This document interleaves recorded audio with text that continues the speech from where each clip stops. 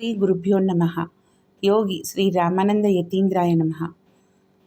శ్రీ లాహిరి గారి జీవిత చరిత్ర 7వ అధ్యాయంలో మహాగురువుల గురించి ఈరోజు మిగిలిన భాగాన్ని తెలుసుకుందాం.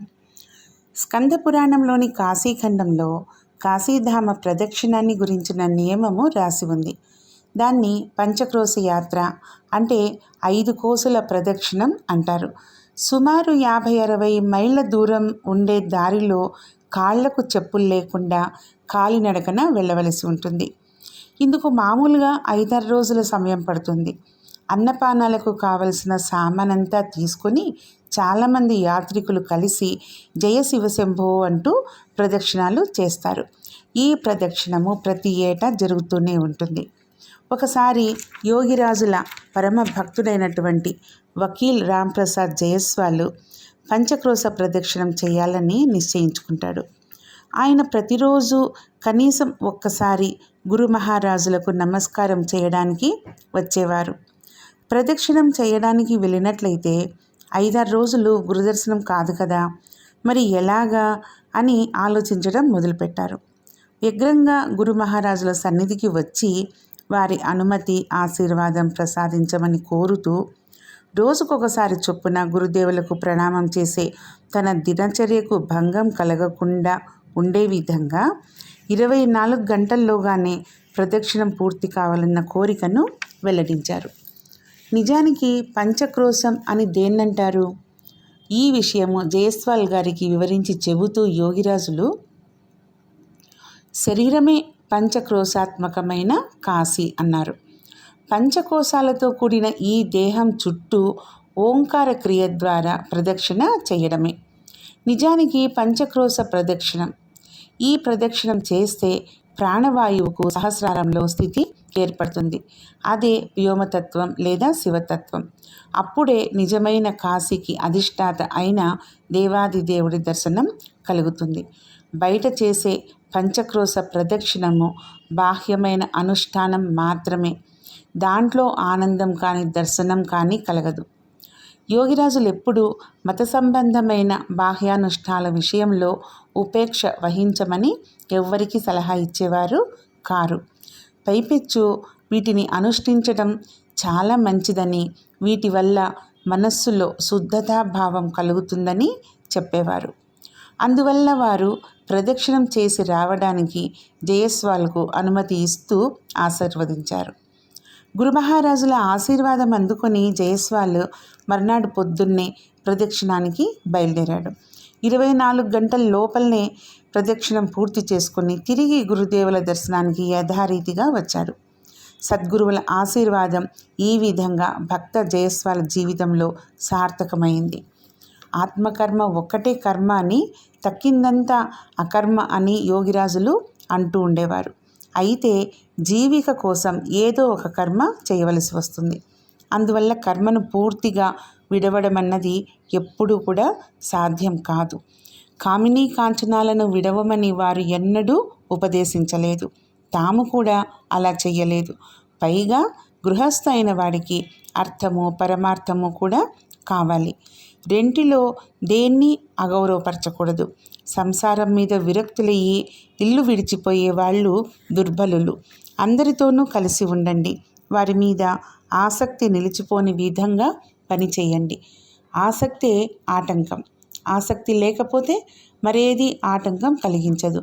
ఆసక్తి కోరిక వల్ల ఉత్పన్నమవుతుంది. కోరిక చంచల మనస్సు వల్ల పుడుతుంది. మనస్సు ప్రాణం వల్లే కలుగుతుంది. కానీ స్థిర ప్రాణంలో అలలేవి పుట్టవు. అంటే మనస్సు, కోరిక, ఆసక్తి ఏవి ఉండవు. అయినప్పటికీ అప్పుడు కూడా కామినీ కాంచనాలు ఉంటాయి. కానీ వాటి మీద కోరిక, ఆసక్తి కలక్కపోవడం వల్ల అవి ఆటంకాలేవి కలిగించవు. దీని తాత్పర్యం ఏమిటంటే కోరికకు అతీతంగా అంటే నిష్కామంగా ఉండాలన్నమాట. అప్పుడు ఇచ్ఛాహీనత, ఆసక్తి శూన్యతలనే స్థితి కలుగుతుంది. ఆ తరువాత కామినీ కాంచనాలు ఏ బాధ కలిగించవు. ఈ విషయాన్ని నొక్కి చెబుతూ వారు స్త్రీ పురుషుడికి బాధ కలిగించేది ఎన్నడూ కాదు అని వారు చెప్పేవారు. స్త్రీ కనుక పురుషుడికి బాధా స్వరూపమైనట్లయితే పురుషుడు కూడా స్త్రీకి బాధాస్వరూపుడు కావడానికి బాధ్యుడు కావాలి. స్త్రీ పురుషులు ఇద్దరూ ఈశ్వరుడు సృష్టించిన వారే. ఈశ్వర సృష్టిని నడిపించడానికి ఇద్దరి అవసరము ఉంది. ఆత్మ సాధన చేయడానికి ఇద్దరికీ అధికారం ఉంది. పైగా ఎవరూ ఎవరికి బాధా స్వరూపులు కారు. శ్రీకృష్ణ భగవానుడి మాటలు శ్రద్ధగా వినండి. ఓ పార్థుడా, ఎవరైనా పాపయోనిలో జన్మించిన వారు మాత్రమే కాక స్త్రీ, వైశ్యుడు, శూద్రుడు అందరూ నా ఆశ్రయం పొందిన మీదట పరమగతి పొందుతారు. అన్నం, బట్ట, మందులు మొదలైన వాటన్నింటికీ కోసం డబ్బు అవసరం. ఇతరుల పోషణ మీద ఆధారపడకుండా తనకు తాను డబ్బు సంపాదించుకొని దాంతో జీవితం గడుపుకోవడం అవసరం. కానీ ఏదో ఒక విధంగా డబ్బు పురుగు కావడం అంటే ధనానికి దాసుడు కావడం తగింది కాదు. ఎక్కువ డబ్బు సంపాదించడమే పురుషార్థం అనుకుంటారు మీరు. అది కాదు. తేజస్వితతో ఆత్మసాధన చేసినట్లయితే అది నిజమైన పురుషార్థము అవుతుంది. ఎప్పుడూ మీరు డబ్బు సంపాదన మీదే నిలిచి ఉంచే మనస్సును కొద్దిగా ఈశ్వర సాధన మీద ఉంచగలిగితే మంచిది. ఆ ప్రయత్నము అందరూ కూడా చేయాల్సిందే. ఈశ్వర సాధనకు సమయం చిక్కడం లేదంటూ ఉంటారు మీరు. ఇది సరైంది కాదు. కాస్త వ్యవధి చేసుకొని ఆత్మ సాధన తప్పకుండా అందరూ చెయ్యాలి.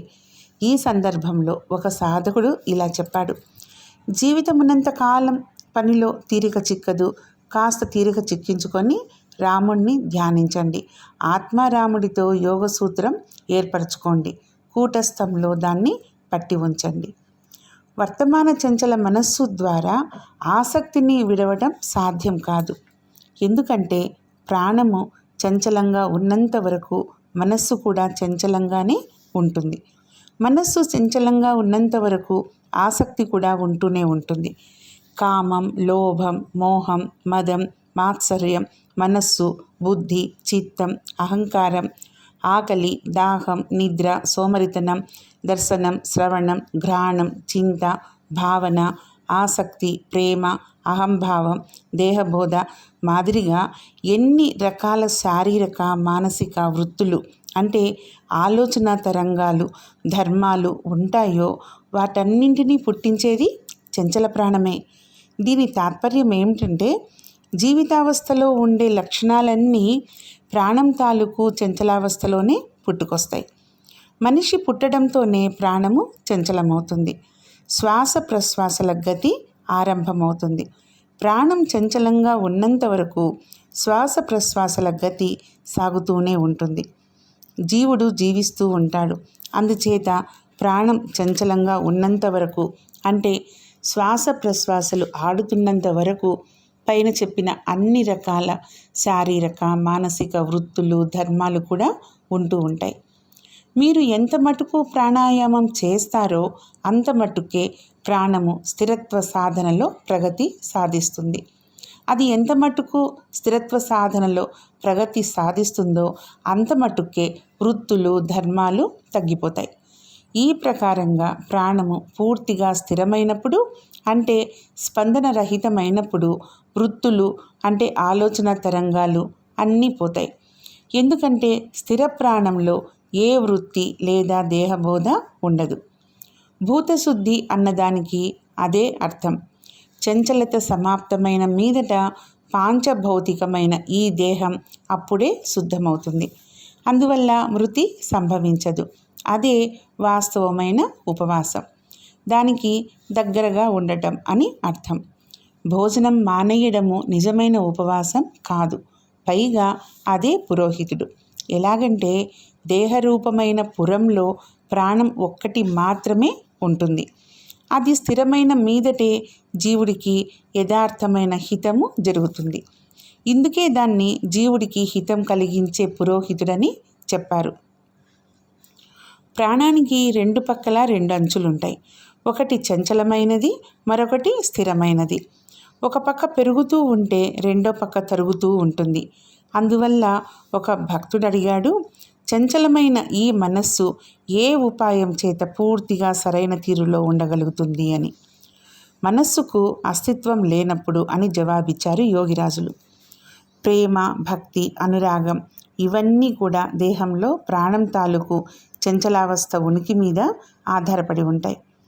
తల్లి కొడుకుల ప్రేమ, పతి పత్నుల ప్రేమ, ఈశ్వరుడి మీద భక్తి అంటే ప్రేమ, వీటికన్నింటికీ మూలంలో ఉన్నది ప్రాణమే. దేహం దేహాన్ని ప్రేమించలేదు, ప్రాణము ప్రాణాన్ని ప్రేమిస్తుంది. ఎందుకంటే ప్రేమకు మూల స్థానం ప్రాణం కాబట్టి. ప్రాణం లేని దేహంలో ప్రేమ ఎక్కడిది? దేనివల్ల లేదా దేని ప్రేరణతో భార్యను కౌలించుకుంటున్నారో దానివల్లనే కూతుర్ని కౌలించుకుంటున్నారు. అందుచేతే మీరు మొదట ప్రాణాన్ని ప్రేమించండి, దానికే సేవ చేయండి. అంటే ప్రాణకర్మ చేయడమే దాని సేవ. దాన్ని చూడండి, ప్రాణకర్మ చేయడం వల్ల దాని దర్శనం అవుతుంది. అలా కనుక చేస్తే ఆ పైన విశ్వ ప్రాణాన్ని తెలుసుకోగలుగుతారు. అంతేకాకుండా అన్ని జీవుల్లోనూ అన్ని పదార్థాల్లోనూ సమదర్శన బోధ కలుగుతుంది. సముద్రానికి ఏదో ఒక అంచున నిలబడి సముద్రాన్ని చూడటం వల్ల దాన్ని గురించిన జ్ఞానం కలిగినట్లే, సముద్రాన్ని అంతటినీ చూడవలసిన అవసరం కలగనట్లే, తన శరీరంలో ఉన్న స్థిర ప్రాణాన్ని చూడటం వల్లే, అంటే దాని దర్శనం పొందిన మీదటే విశ్వ ప్రాణాన్ని గురించిన జ్ఞానము కలుగుతుంది. యోగిరాజులు ప్రతిరోజు మాదిరిగానే ఆ రోజు కూడా కృష్ణారాంతో కలిసి గంగ ఒడ్డున రాణామహల్ ఘట్టంలో సాయంత్రం విహరిస్తున్నారు. కొద్ది దూరంలో పల్లెవాళ్ళు తమ పడవలు నడిపించుకుంటూ వెళ్తున్నారు. ఎత్తుగా కట్టిన గట్టి రేవు గట్టు మీద దగ్గరలో ఉన్న ఒక గుళ్ళోంచి భక్తులు సమవేత స్వరంతో చేస్తున్న శివస్తోత్రం వినిపిస్తూ ఉంది. ఎవరో ఆగంతుకుడు వచ్చి చేతులు జోడించి యోగిరాజులకు నమస్కరించి మాట్లాడడం ప్రారంభించారు. మీ పేరైతే ఎప్పుడో విన్నాను, కానీ మీ దర్శన భాగ్యం ఇంతవరకు కలగలేదు అన్నాడు. యోగిరాజులు చిరునవ్వు నవ్వుతూ ఆయన పేరు, నివాసము మొదలైన వివరాలన్నీ అడిగి ప్రసన్నంగా మాట్లాడటం మొదలుపెట్టారు. పచార్లు చేస్తూ చేస్తూ ఆ ఆగంతుకుడు అకస్మాత్తుగా ఇలా అడిగాడు, మీరు అభయం ఇస్తానంటే ఒక మాట అడగవచ్చా అని. దానికి యోగిరాజులు నిస్సంకోచంగా అడగవచ్చు అన్నారు. అప్పుడు ఆగంతుకుడు వినమ్రతతో ఇలా అడిగాడు, మీరు ఇంట్లో కూర్చొని ధ్యానం చేసుకుంటారని విన్నాను. అయితే ఏ దేవతైనా మీరు ధ్యానిస్తారా అని అడిగాడు. మధుర మందహాసంతో యోగిరాజులు అదైతే తెలియదు అన్నారు. ఆగంతుకుడు మళ్ళీ అడిగాడు, శివుడు, కృష్ణుడు, కాళీ ఈ దేవతలందరిలో ఎవరినో నిశ్చయంగా ధ్యానిస్తారా అని. దానికి యోగిరాజులు ఇలా జవాబిచ్చారు, శివుడు, విష్ణువు, కాళీ, మీరు, నేను అందరిలోనూ ఉండేవాణ్ణి ధ్యానిస్తాను అని. ఆగంతుకుడు విస్మయం చెంది ఇలా అన్నాడు, మీరు చెప్పింది నాకు సరిగా తెలియడం లేదు అని. అప్పుడు యోగిరాజులు అన్నారు, నేను తెలుసుకోలేను, మీరు తెలుసుకోలేరు అని చెప్పారు. ఇక్కడితో 7వ అధ్యాయం పూర్తయింది. రేపు 8వ అధ్యాయంతో మళ్ళీ కలుసుకుందాం. ఓం శ్రీ గురుభ్యో నమః.